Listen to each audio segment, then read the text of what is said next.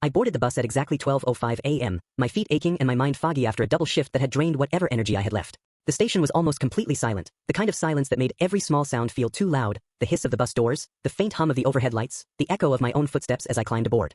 It was the last route of the night, the final chance to get home without walking miles in the cold. The bus was empty except for the driver. He was an older man, thin and rigid, his hands resting on the steering wheel as if frozen in place. His eyes were pale, almost colorless, fixed straight ahead. I gave a tired nod in greeting, expecting at least a grunt or a glance in return. He didn't react. Not even a blink. I hesitated for a moment, then chose a seat near the middle and sank into it as the doors closed with a hollow thud. As the bus pulled away from the station, I noticed something felt off. The interior lights were dimmer than usual, flickering slightly, casting long, warped shadows across the empty seats. The windows reflected my own tired face back at me, distorted by the darkness outside. Street after street passed, but no one stood at the stops. No figures waiting. No cars driving alongside us. The city felt wrong, too still, like a photograph stretched across the windows. Minutes dragged on.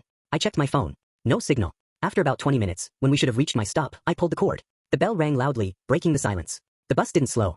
I pulled it again, harder this time. The bell echoed once more, useless. A knot formed in my stomach. I stood up and called out to the driver, asking if he'd missed my stop. He didn't turn his head. He didn't move at all. That's when I noticed the sign above the windshield. Instead of a route number or destination, it displayed 2 words in dim red letters. Final trip. My mouth went dry. A chill crawled up my spine as I slowly turned around and looked down the aisle. My breath caught in my throat. Every seat was occupied. Dozens of people sat where there had been nothing before, men, women, all ages, staring straight ahead with pale, exhausted faces. Their clothes looked old, worn, like they hadn't been changed in years. I hadn't heard anyone board. I hadn't felt the bus stop. One of them, a man sitting closest to the aisle, slowly turned his head toward me. His eyes were dull, flinty. He leaned forward just enough to whisper, "You weren't supposed to wake up yet?" The engine roared suddenly, far louder than before.